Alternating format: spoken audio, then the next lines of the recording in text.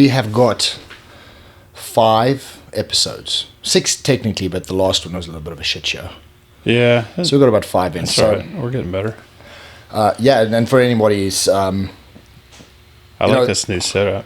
This is different. We're going to try a couple of different ways, and so far this seems pretty comfortable. I was thinking kind of as we've been running the podcast, the one thing that I've kind of realized is, and I knew this before we started, but now obviously that we're in it, it's different, is it's a 10,000 hours rule, right? Yep. You're going to have to start. You're going to be a little bit shittier when you start, and it'll get better as you go.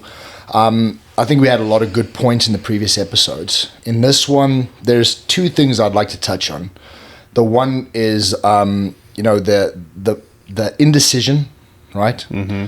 And the intention you have for something. Yep. And then how you turn that into an action. Yeah. And then... I like this topic a lot. Yeah, and it kind of filters into all 3 tenets, right? Body, mind, and spirit. But today I think we're going to focus more on how it filters into body and mind. Yeah. So one of the things that you're seeing right now that a lot of people are talking about is with it being a new year. Lots of people are going in and saying, how am I going to make this year the best? Now, we're not going to focus too much on the New Year's resolutions. Yeah. Because the idea of those just never work. Yeah. Right, they're a New Year's resolution, but no one ever fucking does them. They start them, they go, if you wanted to do this, you would have done this a month ago. Right. But what I want to focus on is when you truly, not because of a calendar, but when you truly decide, I want to change something. Mm-hmm. I want to be better at something. I want to implement something into my life that's going to make a change. You know, you can always talk about, you can hit your head against the wall a million times expecting a different result. Yep. Right? But it's only until once you change your actions that you change your result. Yeah, totally. So why do you think indecision, right, and those intentions that don't turn into action? Yeah. Because intentions is like motivation, right? Motivation is easy. Yeah, it is. No, you watch something, I'm motivated to go, but you can have the best intentions in the world, but no one judges you on your intentions. Yeah. It's the argument you have with your wife. But that's not what you intended. Well, it doesn't matter what you intended. What did you do? Right. And as harsh as that sounds, is you can have all the best intentions in the world, but if you don't turn those intentions into a physical action that's measurable, that you can kind of break down. And I want to kind of dive into this because it's not, you can do cold turkey. I can say, tomorrow I'm going to stop smoking. Yeah. Tomorrow I'm going to do this. And tomorrow comes, I do it for half a day and then I switch back. Mm-hmm. What's the mechanisms that trigger those? Or, in other instances is if I'm going to start a nutrition program, what do I do? Do I go cold turkey and tomorrow just eat chicken and broccoli? Or do I go, what foods do I like to eat? Yeah. How do I now simplify this process to cut these foods out? Yeah. And do I start with everything or do I start with something as simple as sugar? Yeah. What's your take on that? Yeah, I think I got a few thoughts around this, but a lot of thoughts. But especially we're in the beginning of a new year. Everybody's got lots of ideas of what they're gonna look like. The year's gonna look like. I'm gonna get in shape. Yep. I'm gonna follow a meal plan. I'm gonna build my business to be epic. And it's like Mike Tyson says, everybody has a great plan until you get punched in the mouth. Yeah. Right? So life happens. And I think what comes down to, like you said, motivation, right? So the decision to say, I'm going to get better, I'm going to make it better, starts with that like mental, this is what I'm going to do. But when it comes time to take action, the alarm goes off at 5. What do I do? And what happens? Snooze or do you stay put? And that's an interesting take, right? Because we've all had the 5 a.m. wake up call, right? You don't want to get up. Now, once you get into a routine, this becomes an easier process. But until you've got the routine, right? The first day you might get up, you're motivated, right? You have intention. You're motivated. I'm intentional. I'm going to get up. Then, you have a workout, you get up. Now you have to repeat that cycle. And it takes time for that cycle to become a habit. For sure. So now let's not talk about the first day where you're motivated, because that's the easy day. Let's talk about 5 days in. I'm tired. I've had a rough day at the office. I did an 18-hour day at work. I got up at 5 to go to gym. I had a massive workout. My body's sore. Diet's kicking in. I'm hungry. I'm having a bad time with whoever's in my life at that time. Yeah. My boss is shitting on my head. My suppliers are shitting on my head if it's your own business. Yeah. My wife's not too happy with me because I'm kind of changing the routine around her. Everyday life. Right, normal everyday things. Because that's kind of where it creeps in. We're not talking about I've started the system and then I have a death in the family or I have a big event. We're talking about just daily things that are going to happen to you. And when that happens on that particular days, and I find this very telling on certain days. Those days where I find it the hardest to follow through, when I have to get up, and it's a switch in your brain, it's a voice in your head. You can figure out what it is for yourself, but you kind of wake up that morning, and you're going, I don't want to do this, and then you kind of just go no. And you go, I'm getting up. And you get your first leg out, you get that second leg out, you stand up, you go to the bathroom, you do what you got to do, and you get out that door and you start your day. I'll say, like, I feel I'm a little bit different in this category because I'm not an early riser. I'm a night owl. I've always been this way, like going back to when I was little. So, and I have a friend that was a former Navy SEAL who I've learned a lot from, who was not one of these people that would, like, Jocko gets up and has his 5 a.m. routine or whatever he does. Yep. I don't know a lot about Jocko, but I know he's talked a lot about, like, getting up early. And there's the general or the admiral that talked about getting up and making your bed first thing. And we've had some dialogue about this. But anyway, my friend that I'm speaking of, not one of those people at all. Went on to be Navy SEAL. If you looked at his life, sometimes you'd be like, man, this dude's chaos. Like, how does he do it? Yeah.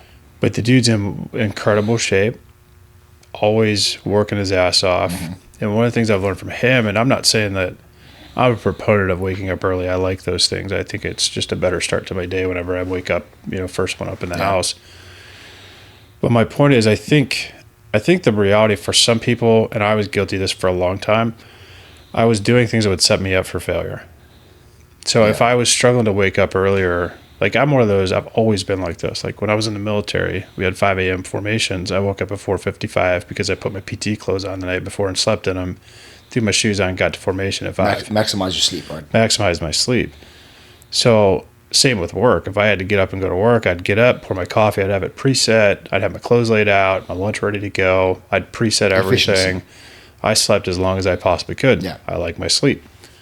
So, for some, like, maybe what you're doing is, like, I have this great idea. The alarm goes off at 5. I'm not an early riser, so I'm setting myself up for failure. Maybe you need to work out at lunch.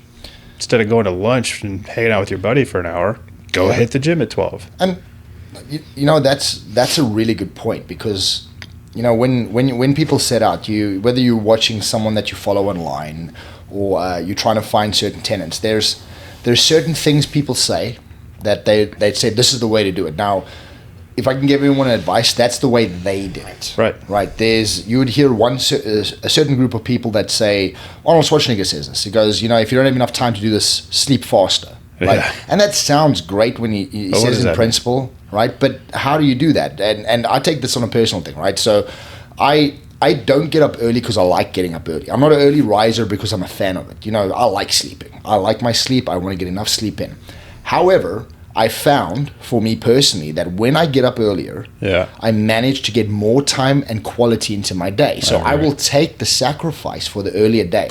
Now, that doesn't mean... There's a lot of benefits. There's benefits, right? Now, to explain that in context, right, is I can sound like I'm this, this bulletproof beast that gets up. There's days I get up at 3 a.m. Mm-hmm. But let me explain the 3 a.m., right? I got a good night's sleep. Right? When I wake up at 3 a.m., I'm one of those people I'm not going to try and sleep through awake. Yeah. If I'm awake, I'm awake. All right? So I get up at 3 a.m. I make sure that I have a gym that's 24/7 so that if I want to hit a workout, I can hit one. So what I do is I get up at 3 a.m., I do my morning routine, make my coffee, get out the door, go do a workout, come back, get into the office, get a whole bunch of workout, and this is all before 6 a.m. hits. Yeah. Right.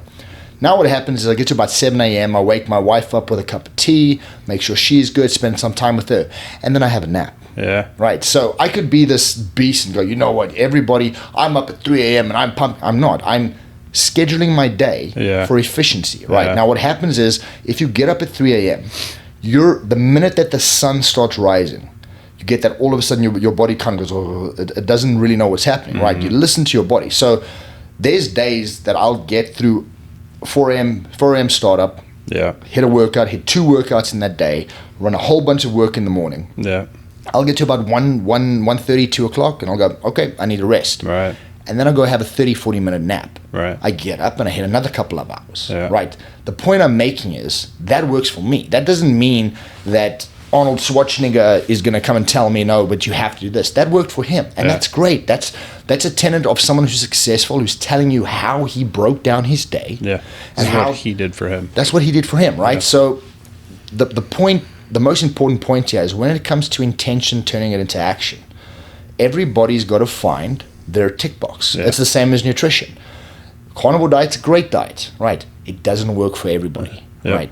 There's Mediterranean diets, there's cross-Asian diets, there's so many variations of food you can do. What you have to find is you have to, first of all, this is more difficult if you don't understand your body. Right. If you don't know what works for you, what foods work, if you just kind of eaten your whole life, you're going to go through a couple of pain points to figure out how your body regulates according to the foods you eat. Yeah. Well, and I think, like you talk about with Arnold, I mean, the guy's legendary. And there's so many people out there that we could cite that have things that they share and put out there. We're going to share what we do and put so much content out there around what we do. But in the end, it's important that I learned this from my dad, actually. And what we're talking about here, intention to doing something and then taking action. Yeah. My dad used to say, doing something or taking action is better than no action. Yeah. Right. So what we tend to fall into is our old habits, and we fall back into what's comfortable. So, like, it's cold right now in Florida. Yeah. It's easy to stay in a warm bed, right? I tell myself, hey, like, how many people have fallen off? I think the stats, it's like 25% of people fall off their, like, New Year's resolution within the first week, and then it's like 50% by the end of the first month. I don't remember the exact details on the stats, but it's close to that. In my opinion, why is that? Well, New Year's this year was the middle of the week, so it's easy to say I'll start on Monday. True. Monday comes, it's 30 degrees outside. Well, I don't want to get up and run or walk or go to the gym or whatever I'm doing. I'm going to stay in bed. I'll start tomorrow. Yeah. And then tomorrow doesn't come. So to me, what is that? Like, some people are evening workouts. I used to work out in the evening. Yeah. So back when I was in the government space, like at the end of my day, I would pack a gym bag, put it in my truck, and I would go straight to the gym from work. Yeah. I didn't go home because if I went home and sat on the couch, it wasn't going to happen. Yeah. So I didn't let myself sit down. And like what you talk about with the naps, like, all right, I woke up at 3. I mean, I wake up at 3 often myself, but I'm one of those, I can go back to sleep generally pretty easily. But if that makes sense for you to say, all right, I'm up, I'm going to go to the gym, you get it knocked out, and then you come back, you take a quick nap, like whatever works. Yeah. Whatever makes sense for your life. And you have to find those mechanisms. But in order to find those mechanisms, and I think you'd agree with me on this, is you have to have the one thing, which is the non-negotiable. Yeah. You have to set an eye line for something that you do, right? And you don't have to do them all at once. You don't have to say, well, I have to work out for 2 hours a day. You start with something simple, right? I need to wake up every day at 5 a.m. I need to go through this routine, get it knocked out for the first couple of days, and then get this routine down. I like the non-negotiable approach because like Andy Frisella has 75 hard. And the whole point of 75 hard is it's not a fitness challenge. It's to create non-negotiables in your life. And that's what I love about that challenge. And I've done it successfully. I find that if I establish, like for me, one of the non-negotiables is some sort of physical activity. Yeah. Right. And it can't be like, oh, I cut the grass today, I'm good. Like it's got to be an actual physical act. You can't downgrade it. It has to be an established system, right? I cleaned my house, so I did some activity. No, that's not moving your body. That's not making your muscles do what they need to do. Yes, you're up, you're about, whatever, but that's not exertion. Like that's not something that's going to give you actual benefit. Yeah. I mean, yes, you feel good about mentally that I got my house clean, but or that I cut my grass, but it's not doing what your body needs it to do. And wouldn't you say that if you're going to run that route, right, what you're doing is you're finding a reasonable excuse in your mind, a reasonable excuse to justify inaction. And this goes down again to intentions versus actions, because what we do as human beings is, and we do it all the time, right? It's just it's wired into us, and it's one of those things that no matter how far you get in this process, you have to consistently break yourself and be honest with yourself and break yourself down and find out, when am I making an excuse? And I can talk from an aspect of training for almost 30 years now. In that training, there comes times where you get into this routine where you kind of just go do what you got to do, and you start pushing yourself, right? And you have to keep finding the mechanisms and going, okay, well, I need to push myself. But in the same breath, you need to understand your body well enough to know that when you push yourself, is some days you should, some days you need to back off, so you can keep a balance with health, make sure you have longevity, and listen to your body.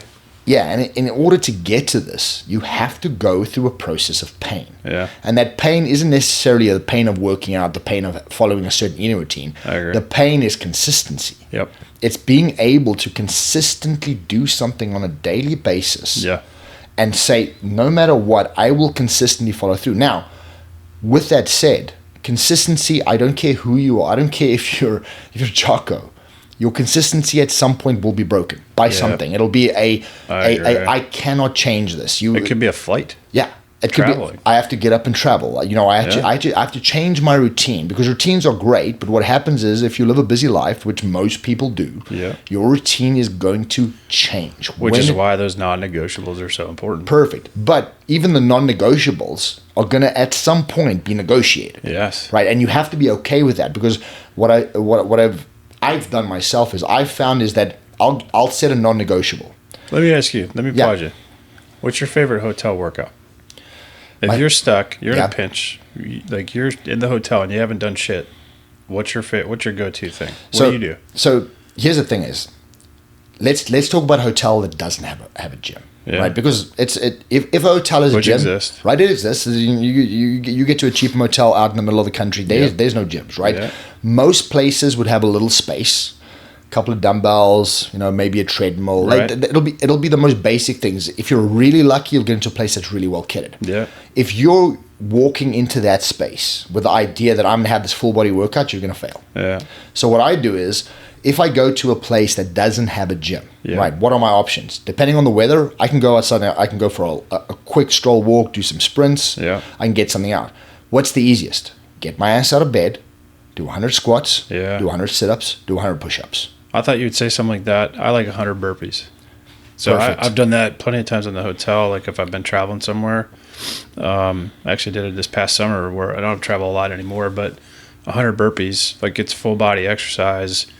I just read about a guy the other day that was using like his body weight for everything he was doing right now, just because it's just a way to like do plyos and cardio, you can whatever get you want to do. Ton of benefit out and of we're it. big guys, so we're getting a lot of weight moved just by that basic function. But my point of even bringing that up is, you're going to have these days where everything goes fucking haywire. Yep. And you're like, shit, it's 9 o'clock. I didn't do anything today. Hit 100 burpees, do your squat, push-up, sit-up routine. Like there's easy ways to get a quick, like crush a workout in 10, 15, 20 minutes. Let's take this a step further, right? You get into a situation on a particular day where you're so busy, right? You're so pressed for time that you can barely take a shit in the morning, right? You got to get up, you got to go, you got to hit meetings. It happens. It's gonna happen, right? What do you do? As a whole? Right, so now your non-negotiable has now become negotiable, because I cannot do 100 burpees. I am so pressed for time. And by all accounts is, certain times, 99.9% of the time, you're going to be able to work around it, right? But I would argue, honestly, you could have got up 30 minutes sooner to do those burpees. I landed at 3 a.m. Went straight to the job site. No, 3 a.m. I got to the hotel. I had to get showered and dressed and get straight to the site immediately. I'm talking about the extenuating circumstance that is so high, it's such a highly strong one, that you may not get in that non-negotiable. I think the most important thing in a day like that is that you follow your meal plan to a certain degree. Bring cans of tuna. Okay. So like, cans of tuna like trumps everything. Perfect. I can't get cans of tuna. I literally got off a flight. There's no stores around. I don't know the area. Okay. There's always an answer to this question. Yeah. Right. It may not be that I can get the workout in, but maybe I can adapt my diet. Or they ordered lunch in. Great. What are they getting? Tacos. Okay. Only eat the meat. Yeah. Or only eat the meat and the lettuce. Or like you can choose what you grab. Right. Now let's take that a step further. A super stressful day. I'm tired. I'm hungry. Yeah. Right. I don't feel. there's going to come days, and this is an argument that, especially if you're in a really tight-knit situation, it's better to have food, especially if you're high, right? I agree. It's better to eat than not to eat. Yeah, we call my wife hangry whenever she gets like this. Right. Yeah. Now, fasting has to be, it has to be timed. Yeah, right? Because if you do it at the wrong time, if you do it can severely affect your day. Now, if you're in a job where you have to think on your feet, right, and you cannot afford this, what you're going to do is on that particular day is you're going to do the best you can. Yeah. Right. That may mean taking the meat out of the tacos if you have that option. Right. If you haven't eaten anything in the day and you're hitting 3 o'clock and you're feeling yourself go down, eat the goddamn taco. Yes. Right. But the important part is that negotiable, non-negotiable on that particular day in that extenuating circumstance doesn't mean we are now off plan. Yeah. It means that I have adjusted my plan for that small time frame. Yeah. And then the minute I can realign, I realign. This is where I find most people break down. I agree. Because I think, real quick, one of the things that happens a lot, because I've experienced this firsthand, and you probably have too, is at a business meeting or a business day like this, right? Because you do consulting work. You fly into this location, they cater lunch in, and they choose to bring in a boxed lunch or a sandwich bar type thing. Yep. I feel like that's what happens a lot. Personally, I fucking hate sandwiches. I'll eat them, but I hate them. So in that case, like if I only eat lunch meat, I'm going to have to get 27 sandwiches just to eat the lunch meat. And even that, it's not very good meat. Yeah, it's pretty. So in a pinch like there, okay, you ate the sandwich and the chips that they brought you or the salad, whatever it is, that's that little like small lunch that you get. Yeah, but what happens right after that? You feel like shit. You feel like shit. Yeah. And not just feel like shit because you ate the actual feeling of eating something. Go, now I'm bloated. You feel like, oh my god, I let myself down. I let the world down. You're beating yourself up. You beat yourself up, right? Yeah. So it's not the end of the world. It's not, right? And I'm the opposite of you. I fucking love sandwiches. I mean, don't get me wrong. No. I like a good sandwich. Yeah, but I've eaten them so much in my life that I just I'm the opposite, right? Like I'm a food nut, right? So I want to eat the sandwiches, but exactly what you said is I've been in so many situations, right? Hotels, business meetings. We have sit down where I've done exactly that. I look at what's available. Good example is I was stuck on a flight with my partner, my business partner from Canada. We were coming back down, right?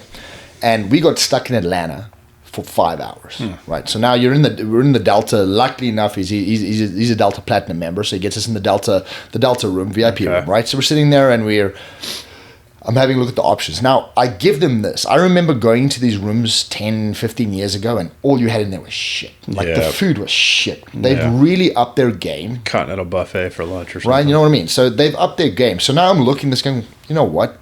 There's chicken breast. Yeah. There's steak. Yeah. There's options. I sat there, dude. I had the best meal, and I didn't go off plan at all. Nice. Right now, the point is even if you go into a place where they bring you shitty sandwiches, right, and all it is ham sandwiches, take the ham and cheese off. Yeah. Find a method. If on that particular day you're having a really rough day, really rough, and you go, you know what, I am not capable. I just need to get through this day. Get through the day. Yeah. Realign that night. Do a bit of meditation, get your brain back into the game. Get back on track tomorrow. 100%. Right. It's the you can't beat yourself up for having a day that was out of your control. Yes. And let's go another place with this. Let's say you had the ability to, like, you brought your meal prep with you and you decided, man, that sandwich looks good, that cookie, I want that, and you decide to eat it. Don't beat yourself up. No. You got to recognize that decision every day. Yeah. Ever added up over time gets you. Make a better decision tomorrow. Correct. But don't beat yourself up too harsh about it, but don't overdo that. Like, the whole idea here is that you're determining ahead of time each day. Like, we do a lot of meal prep in our house. Like, we don't like to wash dishes, so we take our meat and we'll do our portions in baggies. Yeah. It's easier to grab than we just throw the baggies away, right? But what that does for us, because it's prepped, right? And, we eat good meats. Yeah. We eat steaks and, expensive stuff. You don't want that to go to waste because it costs money. So if you prep it in advance and you're planning ahead, it keeps you from making poor choices. Absolutely. We also like tuna. Tuna isn't the best tasting thing, but we have it handy at all times. I have 20 plus cans here in the office at all times, same at home, so that I can grab them at a pinch. You can travel with those. I believe you can take those through the airport. Oh, yeah. have done that many times. Right. And even most airports have cans of tuna somewhere. Like, it's not the most ideal choice, but a lot of them do have it. Besides that, at cans of tuna, they have like, listen, I'm advocate to trying to eat as grass-fed and organic as possible. But the reality is, if you go into an airport, there's always an option. Mm-hmm. There isn't, as much as we're both giving and saying, listen, the reason we're saying this is because realistically, if I'm going to be 100% honest, don't fucking make excuses, right? Make solutions. Yeah. Right? Because what people do, I've been guilty of it. I'm sure you've been guilty of it. People go into a thing and they're making excuses. There's always 1,000 excuses for one solution. Yeah. Right. What I'm saying is, we're talking about extenuating circumstances that get you to the point. The reason that this is important is because that one event can steamroll you and you will wipe your eyes out. It's 2 weeks down the road and all you've eaten is shit. Yeah. And you are now worse off than where you were when you began, and you have to start this process again. So it's about recognizing when you get to that point, that decision you're making to eat that sandwich, to eat that cookie, to eat whatever it is. I don't care why you did it. Yeah. I care that you recognize the decision you made, you take accountability for the decision, and you make the better decision when you can the next time. That's really what we're talking about. It's not about a forgiveness system. You know, no one's going to give you a gold fucking star if you followed your diet, and no one's going to give you a red star if you didn't fucking follow your diet. No recognition. No one gives a shit, right? In the immediate. Anyways. And this is something that I follow whenever I help someone with a plan, right? And I'm sure you've done this. You've coached many people in regards to sports and athleticism. You've helped a lot of people. I've done the same. The one thing I tell everybody, right? Because what happens is people want to hold someone else accountable for their own actions. Yeah. So when you're helping someone as a coach, right? Someone will come to you and they'll go, you know what? Hold me accountable. No, motherfucker. You hold you accountable. I don't give a shit. Right. Well, and I'm not saying that because I don't care about you. I'm saying because I cannot control what you do. Right. Outside of this realm. I'm not always around. And I can't be. I'm not your babysitter. I'm not your dad. I'm not your mom. You are a responsible human being. So understand me carefully. I don't care. If you don't follow your diet, I'm not going to suffer. You are. If you don't follow your training 100%. Routine, you're going to suffer. I'm not. Well, a couple of points I want to make. Okay, you hear financial people talk about compounding interest. Yeah. Compounding interest doesn't happen right away. No. Okay, compounding interest is a long-term thing. The same thing happens with our health. Yeah. If you're deciding, all right, I'm getting back on track, I'm going to get in shape in 2025. Okay, well, you are, but you got to build on results. Yes. Every day. You have to do these things, right? This is compounding interest that we're talking about. Yeah. I'm looking at even my fitness journey right now. I'm looking at 1 year down the road, where am I going to be? I'm not looking at tomorrow or next week or the next month. I'm looking at 1 year down the road. How great am I going to look because of what I'm doing each and every day? So I think another part that I wanted to bring up, why does it take people to have a doctor or a major ordeal in their life to finally say, I'm fucking tired of what's going on, I'm going to do something about my health? It's usually a diagnosis for people. Like, we know people that are in this boat. They're on fucking scripts. They're getting doctors writing up all kinds of shit. They feel like shit. They feel look terrible. Like shit. Their diets are terrible. They don't move their body. They see what we do. They want to do what we do, but they're afraid to do what we do.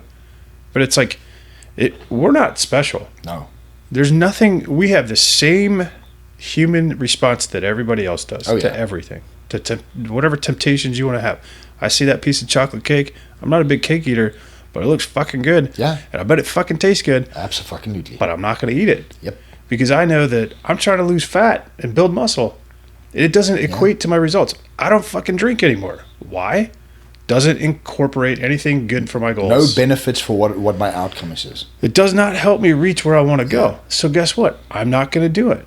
And to be honest with you, when I first stopped drinking, I didn't really like intentionally say I'm done drinking. I didn't have a just kind of made the decision, I didn't have an alcohol problem anyways. Okay. But it just kind of happened. And then I realized how much I liked not drinking. Yeah.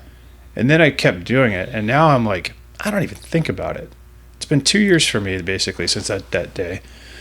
I don't even think about alcohol. It's not even something I have an interest in because it doesn't align with what I'm trying to accomplish.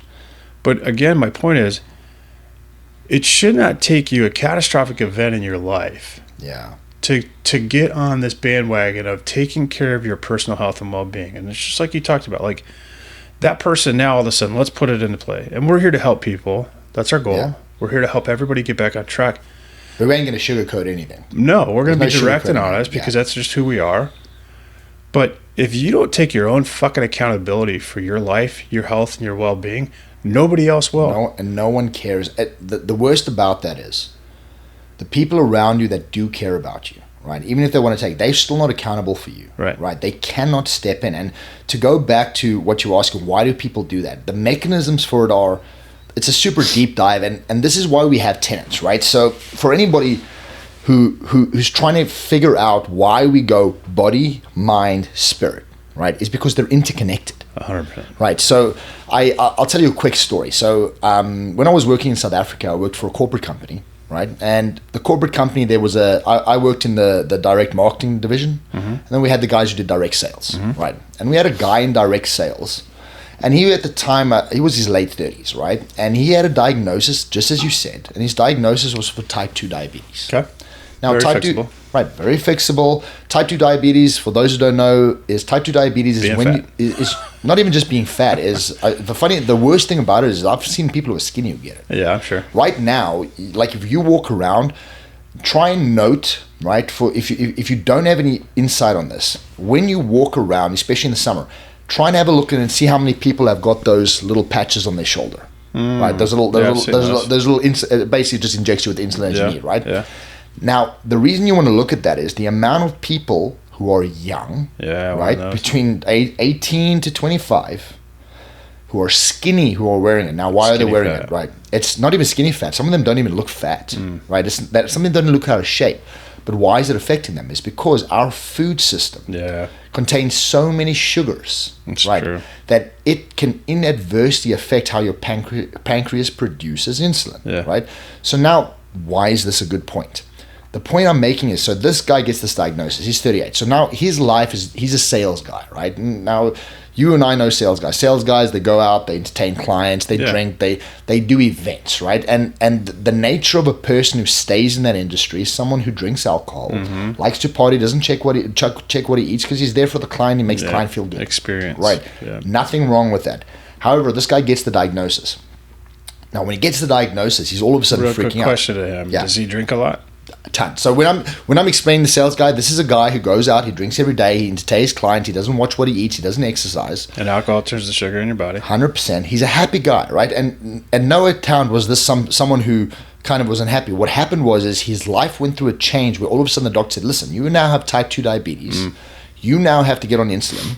You now have to watch what you're eating when he hadn't had to do it for 38 years of his life. Wow. Now he has to watch what he eats. The impact on his life. So now take it. This is where it becomes, as you said, this is a person who's living a life in his mind. He's comfortable, right? He doesn't really care if he's in shape, right? He doesn't. This is not a person who appreciates the look. He was very happy. He's happily married. He was happily married. He had kids. He lived a life from his perspective, which was fulfilling. Okay. Right. I don't even want to question if it was or wasn't. Yeah. He didn't really care if he had a six-pack. What he found joy in life is being able to have a drink with his friends. He liked his job to entertain clients. No one in his family circle had any inkling of saying you have to do this or do that. They were happy. Right. Now at the age of 38, what happens is he gets a diagnosis, which now all of a sudden changes his outlook on life, because now the doctor's saying if you don't change these habits, which are fundamentally why you are comfortable and happy, you could, first of all, lose your sight. Yeah. You could, second of all, lose a limb. Gives him all the scary shit. Gives him all the scary shit, because that's pretty much what the doctor's going to do. He's going to scare you into fucking making a change, right? So now look at it from his perspective. This is a happy human being. Now, when this happened to him, imagine being 38 years old, right? It's the equivalent of you and me being paralyzed, right? From the waist down. Let's not talk paraplegic. That's way worse. Let's just say from the waist down. It's the equivalent of all of a sudden, we are now thrown into a point where we are paralyzed. That's the same for him. So in his particular case, he did not want to take the routes. He didn't want to accept the diagnosis. Good for right? him. When I say he didn't want to accept it, I mean in a bad way. Okay. Right. So he didn't change his lifestyle. He wanted to continue doing what he was doing. Yeah, he wants to continue doing what he's doing with no repercussions, and it was very difficult. So what then he did is he does what most people in the system does. They then turn to the medical industry. Keeps going back to the doctor. Right. I'm going to go back to the doctor because now the doctor's super happy because now I can put you on medication, right? I get my kickback. Those kickbacks keep coming. Yeah. It's this vicious cycle, 100%. right? Now, why is this important? Because whether or not he was living a comfortable life, right?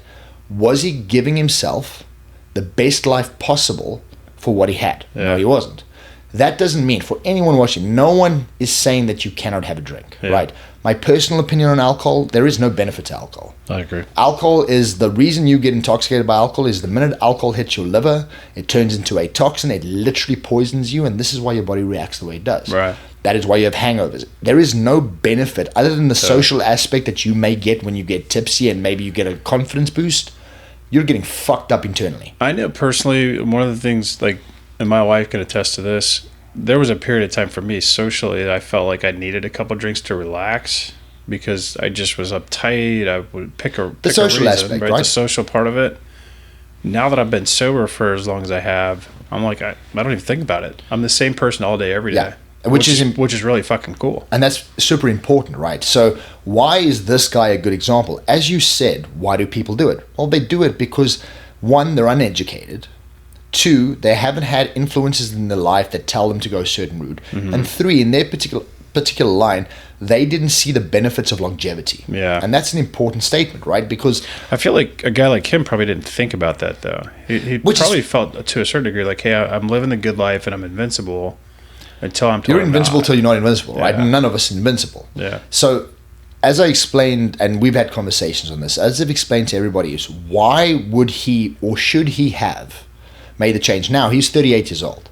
I don't know where he is today, right? But I don't know if he's made a fundamental change. He may be one of the unfortunate people who just primarily do what they want to do, right? They stay overweight, they stay on type 2 diabetes, the doctor keeps medicating them, they make a shit ton of money, and they don't really get anywhere, and their quality of life just takes a massive dip. That's a rabbit hole I won't go to right now, but I mean, I think we need to do an episode about the pharma world, and just there's a lot of information coming around that. But to me, what happens with so many people in this country, especially, you can't speak to South Africa, but like, you grow up being taught, go to the doctor for every little thing. You get a sniffle, go to the doctor.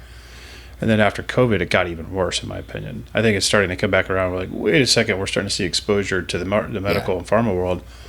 Anyway, my point is simply this, like, to me, the doctor is just going to keep you coming back, right? And I think there's a lot of case studies out there that show that's exactly the truth. 100%. Okay, so we don't need to argue that point. The best fix for any of this is simply diet and exercise. Like taking, especially type 2 diabetes. 100%. It's the easiest fix in the world. Just like you talked about your dad. I don't know if you want to share this on the episode or not, but just simply what you told him. Dad, do these things. Change. 100% clean and free of the medications now, right? 100%. That's amazing. Feels amazing. It feels amazing, right? I think back to a time in my own life where I wasn't following a meal plan. Like even just this morning, like we take vitamins and all that stuff too, right? And Sam was giving me like the vitamins for the morning and said something like, I don't know how you've been feeling, et cetera, about, because I've upped the dosage in the vitamin D, it's the winter or whatever. My exact response to her was like, Sam, I've been feeling great for a while. Like, and I mean like well over a year, probably a couple years. And it's like, why is that? Well, because I finally got myself dialed in, finally did the right blood work, got, the TRT that I need, got the meal plan dialed in. We work out like fucking animals. I feel great. Consistency. It's amazing. But again, it's those consistent compounding results. Exactly. It doesn't happen overnight. And it's not this isn't, I mean, there's this guy that, anyone's seen him, he's spending $2 million a month trying to live forever, right? Who's this? He's a billionaire. I'll post his name at the bottom, but basically what he's doing is he the old guy? No, he's a young guy. He looks young, and he's in his 50s, right? $2 million a month to live forever. Yeah, so he's doing crazy things, like he's doing blood transfusions with his teenage son, right? Jeez. And he's got an entire group of people, and he's selling supplements, he's selling bullshit, right? And I'm going to say it straight out, because what you're looking for is, it's not about how long I can live. It's about having the best goddamn day every day about how I live. And if you and this goes back to the point that I was talking about South Africa, because you asked, why do people do this? They do this because people get into a comfort zone, right? We live in a world where we have excess. We can eat and do whatever we want, right? I can eat cake all day, right? It's affordable, it's cheaper than healthy food. Yeah. I can eat shit and it's great. And what happens is, it's cheaper to eat like shit than it is to eat healthy. 100%. And for me is, I don't find that satisfying, is that those foods, I find them toxic. But I find them toxic because I clean my diet up. Yeah.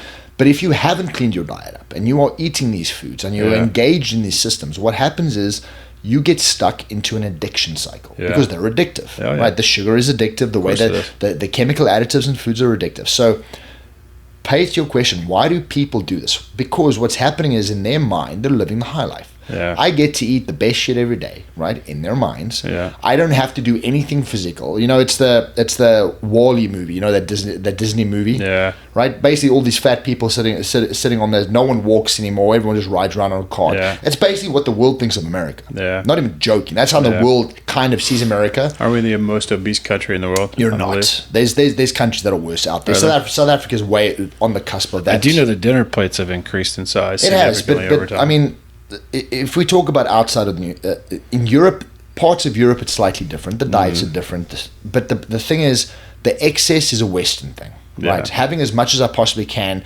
because it's available to me. We're wealthy. We have everything we need, right? That doesn't mean you should do it. Yeah. But that, again, is a journey that every single human being needs to take. Because when you get to that point, is, by all accounts, is this person who had type 2 diabetes, maybe he dies when he's 55 because he didn't take care of himself. Great. Yeah. Maybe I die when I'm 50 because I get hit by a bus. Yeah. Right. Maybe I get cancer. Who knows? Like life's short, right?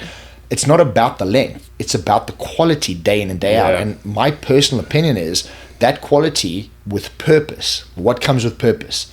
I have purpose in my mind, right? I read, I study, I try and research and understand the world around me and the people around me so that I can better interject and make opinions of what's happening, and not make opinions to affect people, make opinions so I can get a determination of what the world is around me and what it means to me personally.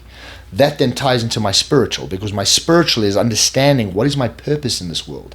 How do I fit in with this great community of worldwide, because our world is super small, right? I Zoom with my parents once a week and they're in South Africa, right? I see them on camera. It makes it so our world is extremely small right now.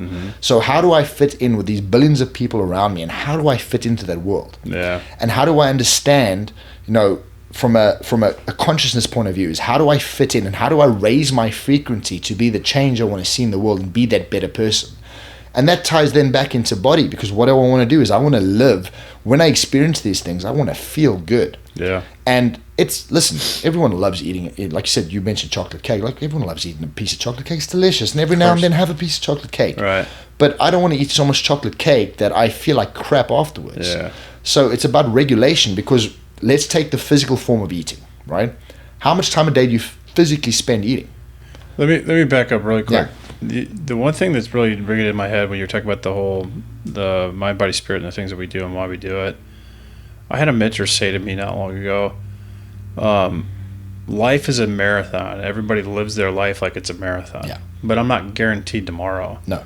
So if I run every day a 100-meter sprint or a 100-yard sprint, I can do that. Yeah. And I can have the best 100 yards ever every single day. Make the most of each one. I'm not guaranteed tomorrow, but if I keep piecing 100 yards together, 100 yards together, 100 yards together, guess what? I'm going to have a good fucking build-up. Yeah. Like, that's just what we're trying to do. And that's it. It's those decisions we're talking about in how you make those decisions, right? Why do we get to those decisions? You get to those decisions because, as we've said before, tomorrow doesn't exist. Right. Yesterday is gone and it doesn't exist. All I have is right now. Right. What's going to happen is the decisions I make today are going to affect how I feel, not only today but tomorrow. Yeah. They're gonna range in, and all those things that I remember from the past, I don't dwell on them. I use them as an experience. So if today I made a bad decision and I go, you know what, I can't make this decision again, and I set a set point. Right. I draw a line in the sand. I go, I will not do this again. Right. My tomorrow will be better.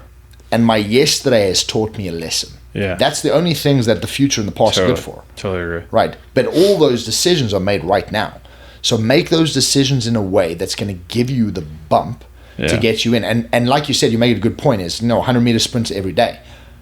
Every day, make those decisions on a timely basis. Don't try and plan those decisions in the future. Go, that decision I want to make, you know what the decision is. Yes. Oh, I'll start on Monday. No, start today. Today. What can I do right now to benefit myself so that I feel amazing? Yes. And what happens is the first while it's going to be hard. You're going to do those first couple of decisions. It's usually the 14-30 day rule, right? Enforce the habit, enforce the lifestyle. If you get past those points, right, there are going to be pains. Yeah. There's going to be shitty days, there's going to be good days. But I can tell you now, on my shitty days, I feel better than I've ever felt in my life, even on the shitty days, right? Because I've got all those base points ticked off. Well, one of the things I think the refeed meal, or as others would call a cheat meal, the refeed meal to me is a great portion of the week because it's also a celebration. Yeah.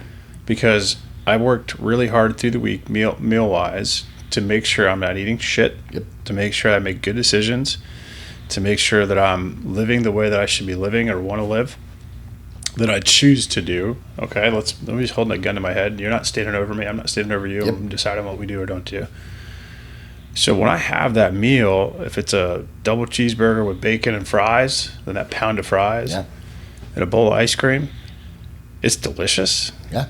And I burn that shit off really fucking fast because my body's already in a place that it burns it. So I actually, I get a lot of benefit from that meal. You get so much benefit from those refeed meals. It's fucking delicious. But here's what I know. In the past, if I would eat like shit every day and then I'd have a meal like that, I'd feel like dog shit after that meal. Yeah. Now when I eat a meal like that, I feel fantastic. Dude, how's your workout the next day? Wonderful. There's some of my best workouts. Dude, like depending on the day you do it, and I usually choose a Friday because you have a big workout on a Saturday morning. Man, you get there on the Saturday morning and you're like, oh my God, I have so much energy. I feel so good. So good. Right? But I tell you now is if you repeat that same cycle the second day, it's not the same. It's the same thing as, too much of a good thing. Oh yeah. Right? Will break you down. Yeah. Right. And this goes for everything. You exercise too much, right? And you don't rest enough, you're gonna hurt yourself.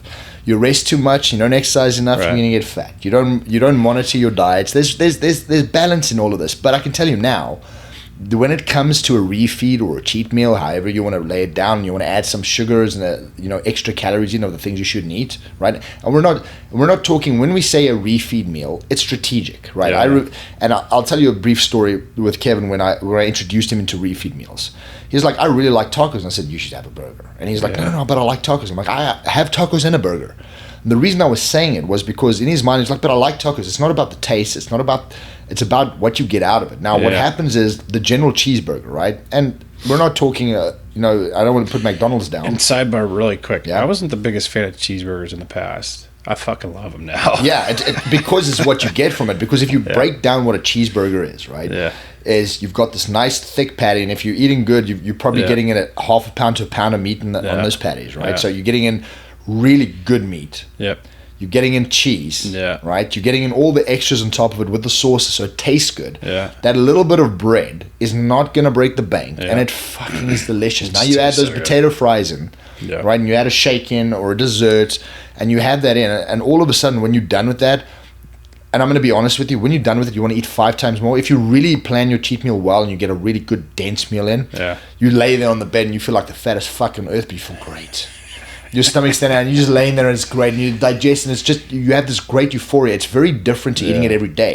Because you kind of, it's that, I don't want to call it a reward system because it's systematic, it's planned, there's a strategic idea behind it. But it feels fucking great. But it doesn't feel great if I do it 2 days in a row or 3 days in a row or 4 days in a row. It's a reward system whereby I'm rewarding myself and going, here it is. But it's not just a reward. There's a systematic process around getting that food into you. Now what happens is your cells saturate, right? Because you're getting an excess. It's the 80-20 rule, right? For 80% of this week, I've been consistent on my diet, good foods, checking what I eat, and that keeps your body regulated. Make sure that your insulin system doesn't spike. You keep your system in check.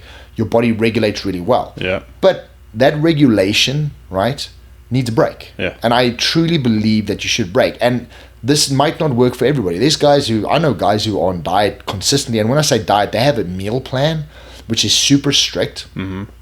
Jay Cutler was one of these. Jay Cutler ate KFC for the first time 2 years ago. Really? The man's 50 years old. That's crazy. Right? And he ate KFC for the first, because KFC it didn't work for him. I was a bodybuilder. These are the foods I eat. So he had a specific methodology of how he ate. Yeah.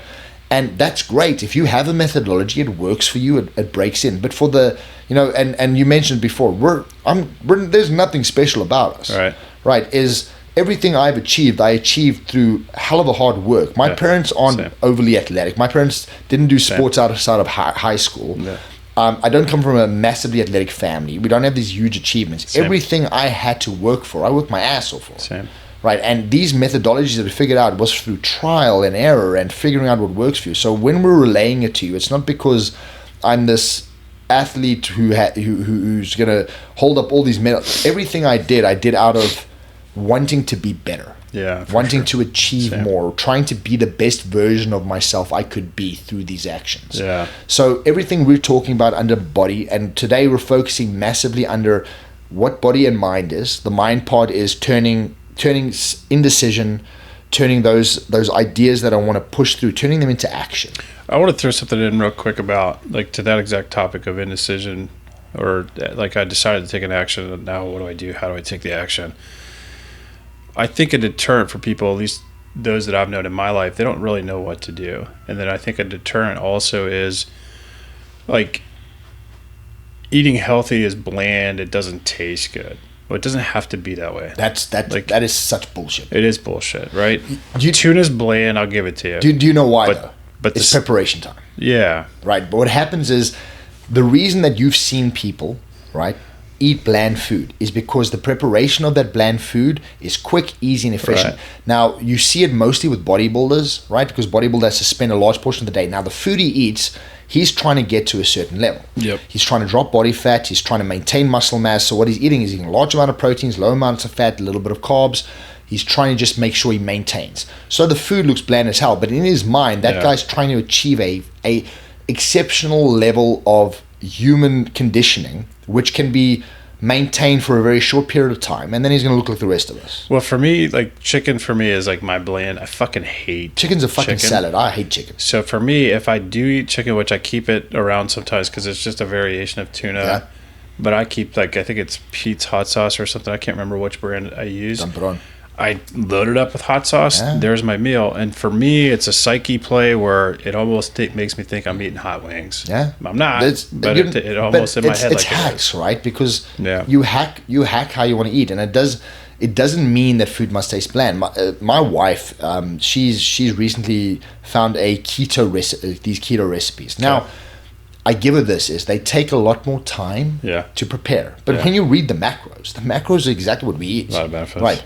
A lot of benefits. Low carbohydrates, high protein, good high fats, right? Good fats. Yeah. And she made me a pizza the other night. The base of the pizza is cheese, right? And it's got steak on it. Dude, that's the nicest thing I've had in a while. And she's got all these recipes she's making. They taste phenomenal. Nice. But it takes her 1 hour to 2 hours to make.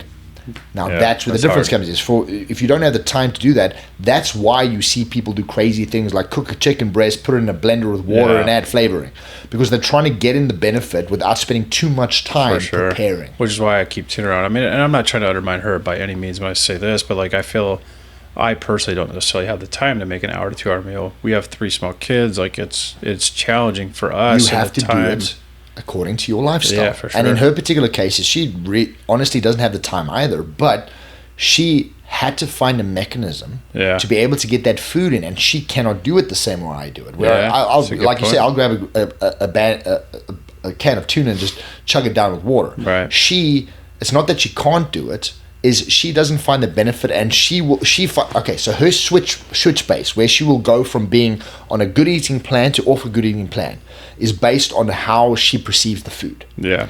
Everybody's different. So in her particular cases, she needs variety, and it needs to taste a certain way so that she can keep enjoying it. Right. Now, everybody's enjoyment of food changes. Right. Men are generally we're like Neanderthals. Just give us a piece of meat and we're good to go. Right.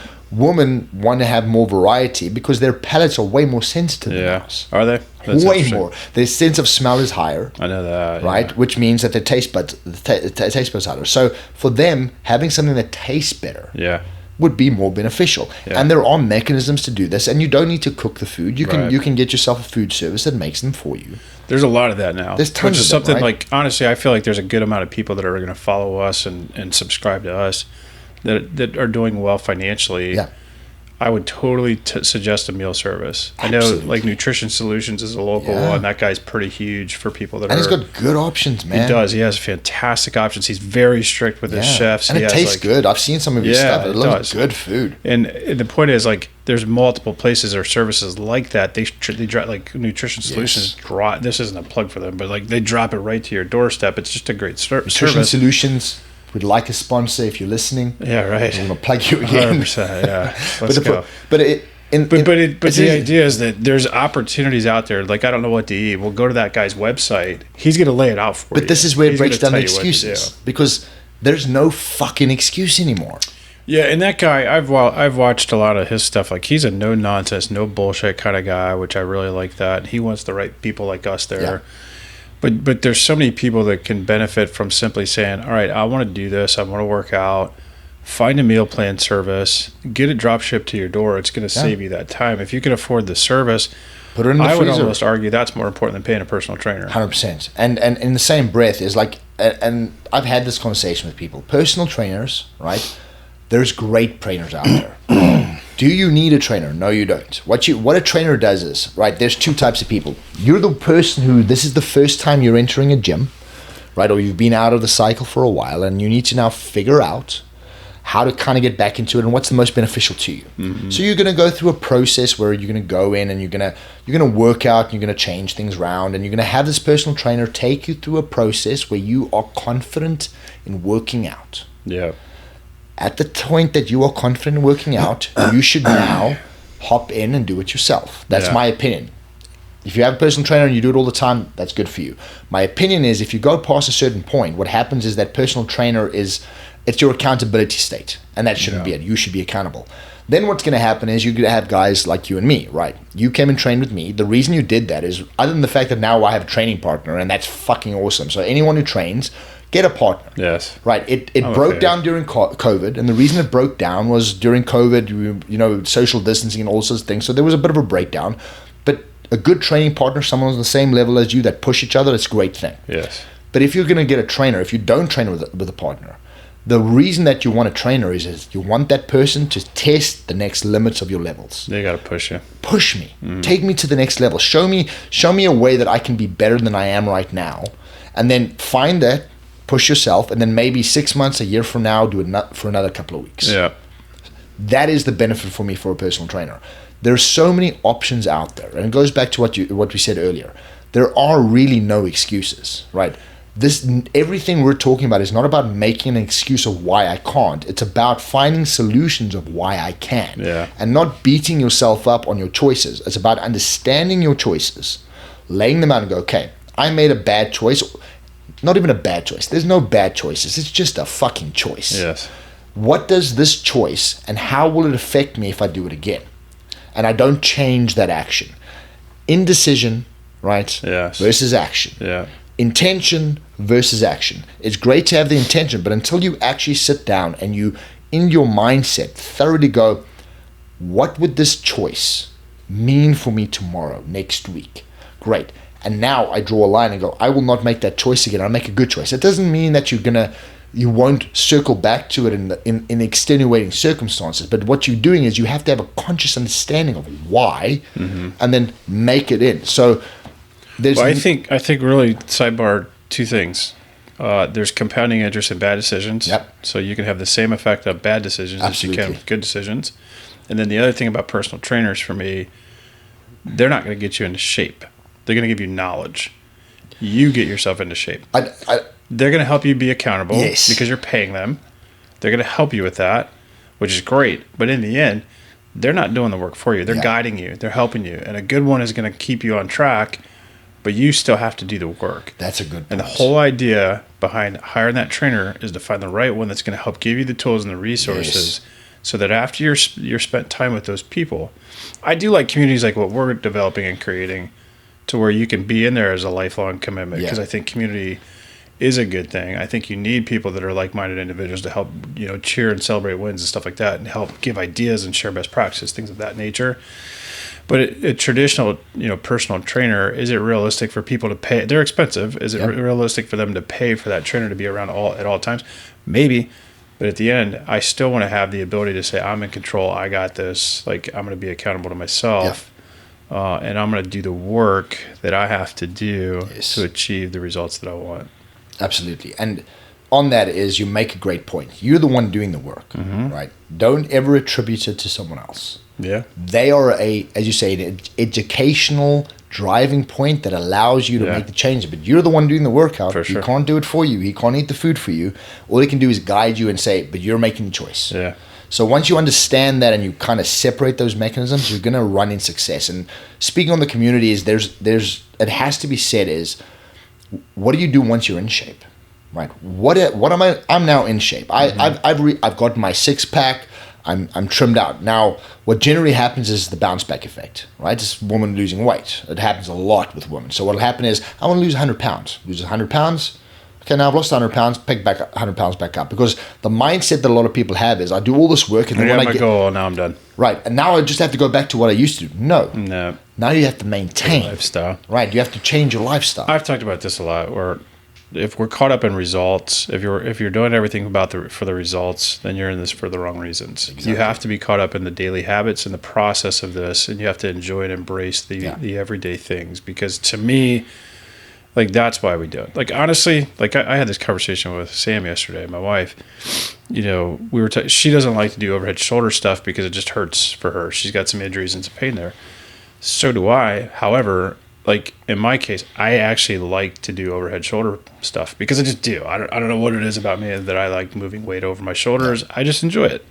My point of even saying that, if you just enjoy what you're doing, then you're less caught up with the result itself. And that's where I feel I am. I just enjoy it. I enjoy training with you. I think we get a lot of workouts that are just a lot of fun. We push each other. We have great conversations in between sets when we can have conversation, because it's usually not that way, but it's usually before or after the workout that we have the conversations. But anyway, like, it's just fun, right? And I just enjoy the process. And honestly, like, I see myself to a place where I'm like, where can I take this? Yeah. How much fun can I have? Like, there's so many, like, we have a lot of big visions and dreams that we're going to achieve and that we're manifesting. But again, it's that. But the lifestyle changes how those dreams, and that's the point I'm making is, okay, let's say I attain the physical form I'm looking for. I feel good, right? So great, now you want to keep feeling good and you want to maintain that. But that's now going to open up your vision for your mind and your spirit, right? So what happens is, it's always the segue, the gateway, right, to a great life for men is starting with your body and your nutrition, right? For sure. Then body and nutrition kind of goes in with mind, but then expanding the mind. And then grabbing onto the spirituality and your mind, body, and spirit. And then finding the balance. Once you find the balance, then comes the thing that we're actually aiming for. Yeah. Happiness and peace. I'll share a final thought. Like, in my eyes, there's so many men out there, and I know that's our primary target, is like to helping entrepreneur men that prioritize their business or their families, their business to help their families have a life that they probably didn't have. Yes. Right. And they're very successful in business. They've made a lot of money. They've done really well, but they're out of shape. They're overweight. They're unhealthy. And they've prioritized everything else and not themselves. I was 100%. Guilty of this. Okay. I did it for a decade.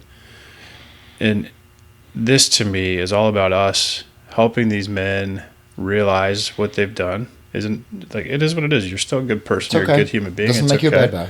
But you have to prioritize yourself first in this. And if you don't, I said this to my wife many times, and there's a lot that we've been through that I won't share right now, but I told her, if I wasn't capable of loving myself, how could I be capable of loving others? Yeah. And so I think a lot of men don't even realize that's in the place that they are. They don't love what they see in the mirror. They're unhappy with the person they see. They've been successful in career and business. That was my story. But I hated what I saw in the mirror. and I was unhappy. I was miserable. I was doing something I fucking hated. I was not, and I turned into somebody that I wasn't. I lost who I actually was. It took me over a year to figure that out. Well, it's probably taken me 3 years since I left corporate to figure out who I am again. Yeah. And just recognizing that, like, if I didn't put myself first to figure out like my best self again, like it was going to be a disaster, you know. And I think this is what this is all about, is making men aware that you have to prioritize yourself. You have to put yourself first, because if you don't, then you can't love everyone else around you effectively. It's the divine masculine, right? And let's explain that again. So there's no such thing as toxic masculinity. There's just toxic people. Right. Right. What does divine masculine means? It means taking all the best parts about being a man. It's about Jocko's tenet of anger is a weakness. Yes. Don't see this as that makes me a man. That makes you weak. So control it. Controlling it. Be the warrior in the garden. We've spoken about this before. But the most important thing that I think a lot of people lose is, if you, whether you're a woman or a man, but we're focusing on men, you cannot be the best version of yourself for your kids, your wife, your family, your business, if you do not put yourself first. I'm saying that not selfishly. I'm saying that systematically, right, with an idea that if you are your best version of yourself, and you take care of yourself, it doesn't mean you stop taking care of everyone else. It doesn't mean I don't do anything else. This is the part that people get confused with, right? Because you've got the woke ideology whereby I'm the only one that matters. No. Mm-mm. You're doing this because everyone else matters. Right. You're doing this because you want to take care of your kids. You want to take care of your wife. You want to take care of your life. Yeah. In order to do that, you have to take care of yourself. Right. Be your best version of yourself, to be the best version of yourself for your wife, for your kids, for your business, for your clients. It doesn't matter who you're dealing with.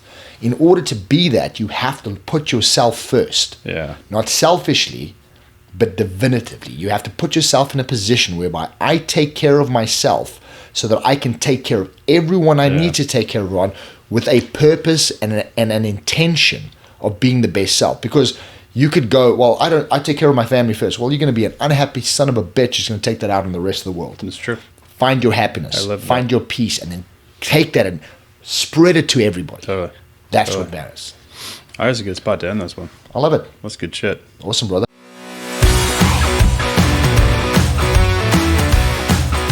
Lehman's Lab Podcast. Let's fucking go.